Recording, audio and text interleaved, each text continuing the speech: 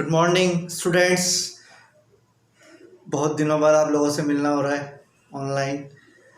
Basic mechanical engineering के बाद काफ़ी टाइम बाद हम लोग इंटरेक्शन कर पा रहे हैं। तो एक्चुअली क्या है कि वैसे तो इंजीनियरिंग मैकेनिक्स सब्जेक्ट जो है वो पूरी तरह से मैकेनिकल और सिविल दोनों ही ब्रांच से रिलेटेड है, लेकिन मैकेनिकल के भी काफ़ी सब्जेक्ट जो है वो मैकेनिकल इंजीनियरिंग और मैकेनिकल इंजीनियरिंग मैकेनिक्स से रिलेटेड है।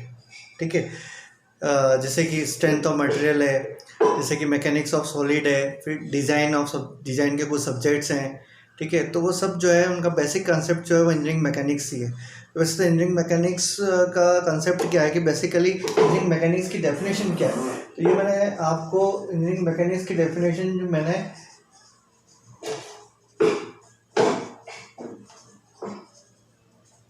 इंजीनियरिंग मैकेनिक्स की डेफिनेशन मैंने पहले भी आपको बताई हुई है। जैसे कि it is branch of science which deals with forces when body is in rest और इन ए मोशन। ठीक है, it is branch of science which deals with forces when body is in rest और इन ए मोशन। ओके, देन हम classify करते हैं कि engineering mechanics कितने type की होती है। तो दो टाइप की जनरली इंजीनियरिंग मैकेनिक्स होती है। पहली होती है static mechanics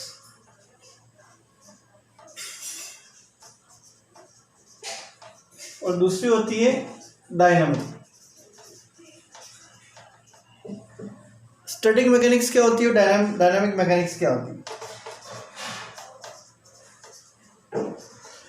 engineering mechanics is branch of science which deals with forces when body is in rest और इन मोशन। मतलब जो एक बॉडी है वो या तो कंप्लीटली रेस्ट कंडीशन में है ना, और उसके ऊपर बहुत सारे फोर्सेस का एनालिसिस हम कर रहे हैं, तो कौन सी मैकेनिक्स हो गई, स्टैटिक मैकेनिक्स। पूरी तरह से रेस्ट कंडीशन में, इक्विलिब्रियम में। और अगर बॉडी जो है मोशन कंडीशन में, रनिंग कंडीशन में, और उसके ऊपर हम फोर्सेस का है, उसके ऊपर एक्सेलरेशन का, उसके मोशन का स्टडी कर रहे हैं, उसकी वेलोसिटी का स्टडी कर रहे हैं, तो कौन सी मैकेनिक्स हो गई, डायनामिक मैकेनिक्स। तो इन दोनों का कॉम्बिनेशन मिलके इंजीनियरिंग मैकेनिक्स की डेफिनेशन बनती है।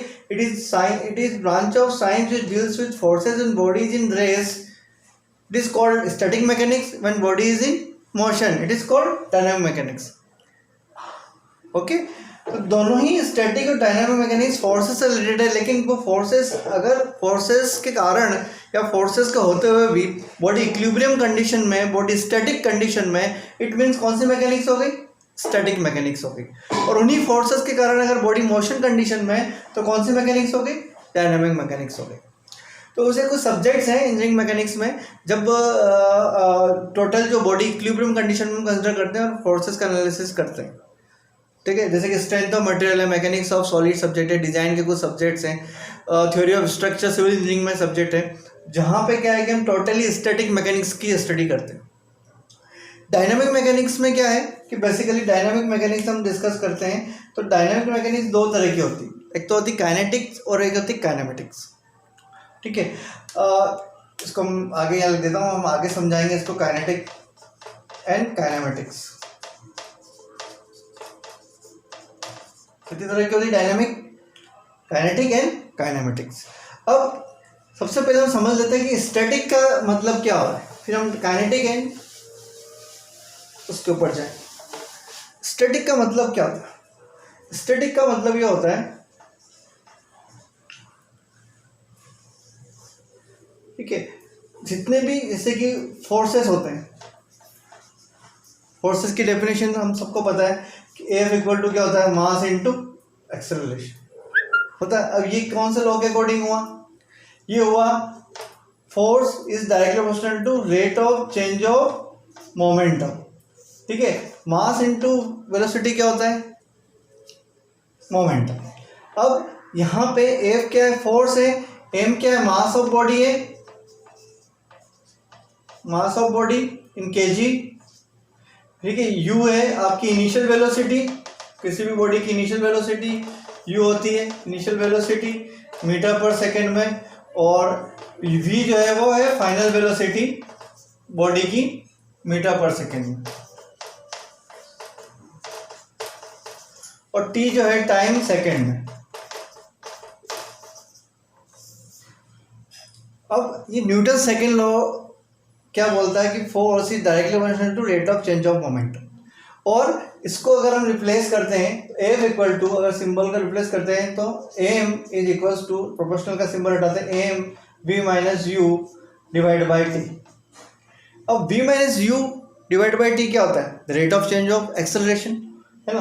तो rate of change of velocity क्या होता है? एक्सेलरेशन। तो a is equals to acceleration होता है जिसका फॉर्मूला आता है v minus you divide by t, जहाँ वी क्या है? फाइनल वेलोसिटी, यू क्या है? इनिशियल वेलोसिटी, और टी टाइम इन सेकेंड।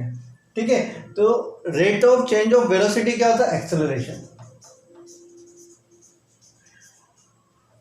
ये एक्सेलरेशन होता है बॉडी का। ठीक है, इस तरह से हमारी जो फोर्स का जो एक न्यूमेरिकल फॉर्म जनरेट हुआ वो हुआ force equals to mass into acceleration. अब इसकी यूनिट क्या होती है? अब इसकी यूनिट को हम समझते हैं। तो फोर्स की यूनिट क्या होती है?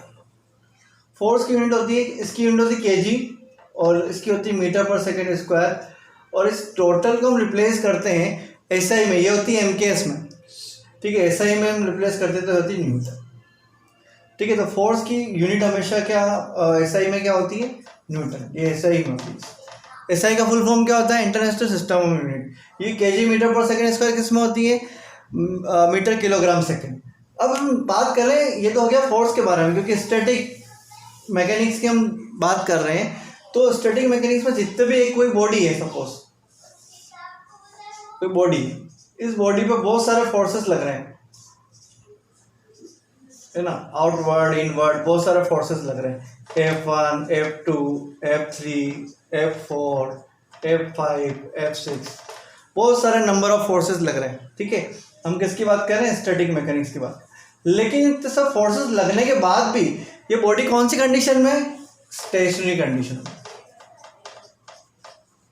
इसका मतलब क्या हो रहा है? या तो ये फोर्सेस जो हैं एक दूसरे को नेग्लेक्ट कर रहे हैं, या फिर इन फोर्सेस के कारण कुछ अपवर्ड लग रहे हैं, कुछ डाउनवर्ड लग रहे हैं, कुछ बैकवर्ड लग रहे हैं, कुछ इनवर्ड लग रहे हैं, कुछ आउटवर्ड लग रहे हैं। तो उनका नेट इफेक्ट क्या हो रहा है? जीरो। तो नेट इफेक्ट क्या हो रहा है? जीरो। नेट इफेक्ट अगर जीरो हो रहा है तो उस कंडीशन को हम क्या बोलते हैं? Equilibrium condition. मीन्स ये बॉडी कौन सी कंडीशन में होगा? Equilibrium condition. तो इक्विलिब्रियम कंडीशन को ही कौन सी कंडीशन में होगा? इक्विलिब्रियम। अब इक्विलिब्रियम कंडीशन को ही हम स्टैटिक मैकेनिक्स भी बोल सकते हैं। अगर कोई बॉडी इक्विलिब्रियम में है जिसपे नेट इफेक्ट फोर्सेस का जीरो हो रहा है, तो उसी कंडीशन को हम स्टैटिक मैकेनिक्स भी बोलेंगे। उसके अकॉर्डिंग उस कंडीशन में हम जितने भी फोर्सेस लग रहे हैं उस बॉडी के ऊपर, उन बॉडी के फोर्सेस का एनालिसिस करेंगे तो कौन सी मैकेनिक्स हो जाएगी? स्टैटिक मैकेनिक्स हो जाएगी। अब स्टैटिक मैकेनिक्स को आगे समझने के लिए कौन कौन से लॉज हम यूज करते हैं? तो वो है इक्विलिब्रियम इक्वेशंस के लॉ है। कौन कौन से लॉज हैं? इक्विलिब्रियम इक्वेशंस के लॉ हैं। तो वो क्या है? स्टैटिक मैकेनिक्स को समझने के लिए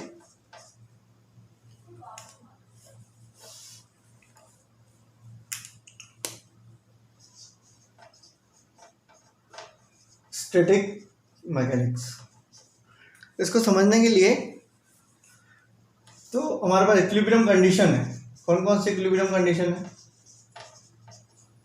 जो मैंने आपको बेसिक मैकेनिकल इंजीनियरिंग में बताई थी? वो है कि जो भी उस बॉडी के ऊपर फोर्सेस लग रहे हैं, आउटवर्ड हो इनवर्ड हो कैसे भी हो, तो submission of all the horizontal forces equal to zero. First condition ही होती है। सेकंड कंडीशन होती है submission of all the vertical forces equal to zero. Third होती है submission of moment of all the vertical and horizontal forces equal to zero. ये है submission of all the horizontal forces, submission of horizontal forces. ठीक है, ये है आपका submission of vertical forces. ठीक है, और ये है आपका submission of moment of all the vertical and horizontal forces. ठीक है, मीन्स तीनों ही कंडीशन में अगर आपकी बॉडी स्टैटिक मैकेनिक्स है तो तीनों कंडीशन में यूज होती है। इक्विलिब्रियम कंडीशन भी इनको कहते हैं कि जितने भी इस बॉडी के ऊपर जितने भी हॉरिजॉन्टल फोर्स लग रहे हैं उनका सम कितना होना चाहिए? जीरो। इस बॉडी के ऊपर जितने भी वर्टिकल फोर्सेस लग रहे हैं उनका सम कितना होना चाहिए 0। इस बॉडी के ऊपर जितने भी वर्टिकल और हॉरिजॉन्टल फोर्स लग रहे हैं उनके कारण एक मोमेंट क्रिएट हो रहा है, उस मोमेंट का समीशन कितना होता है 0। अब हॉरिजॉन्टल वर्टिकल फोर्सेस और मोमेंट को थोड़ा समझ लेते हैं हम कि क्या होता है। अब हॉरिजॉन्टल और वर्टिकल फोर्सेस का जो मीनिंग होता है, जैसे कि एक बॉडी है, जैसे कि एक मैंने एक बीम ले लिया, एक इस तरह से एक स्ट्रक्चर ले लिया, इस पे क्या ये वर्टिकल फोर्स लग रहा है, ठीक है, ये हॉरिजॉन्टल फोर्स लग रहा है। तो ए और बी एक बॉडी है, तो F1 और F2 दो फोर्स लग रही है, तो इस फोर्सेस को हम क्या बोलते हैं वर्टिकल फोर्सेस।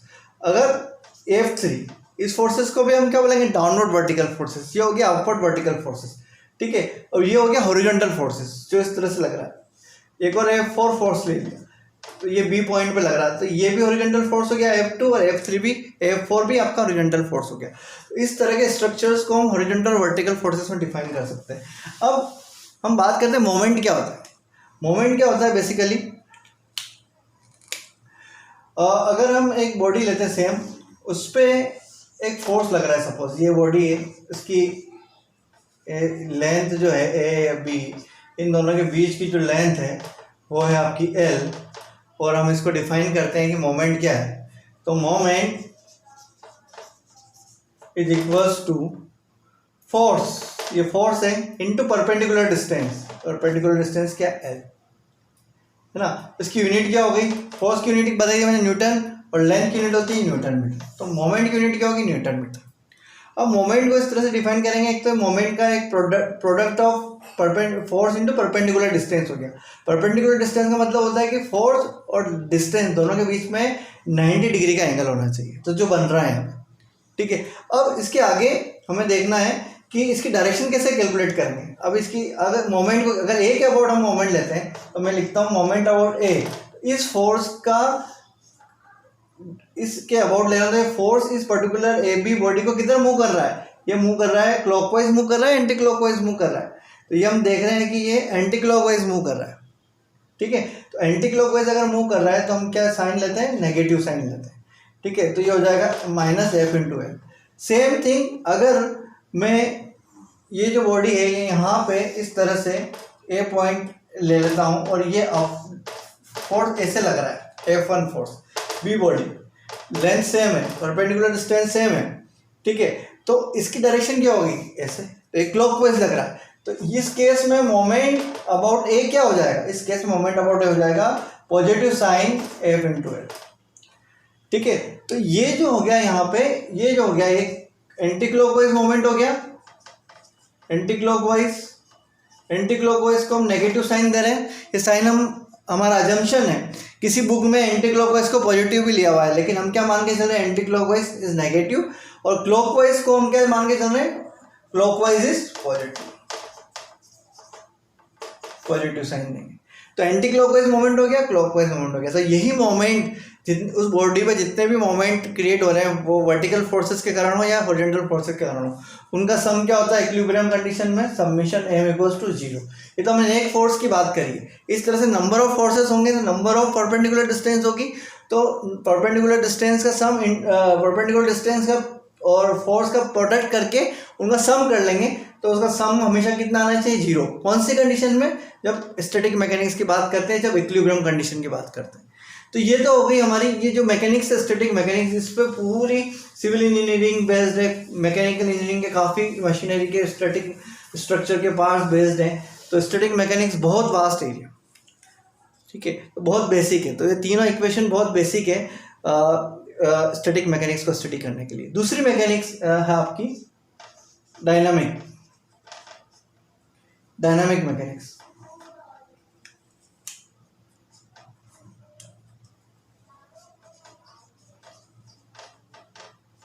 डायनामिक्स में है इसमें काइनेटिक एंड काइनेमेटिक्स।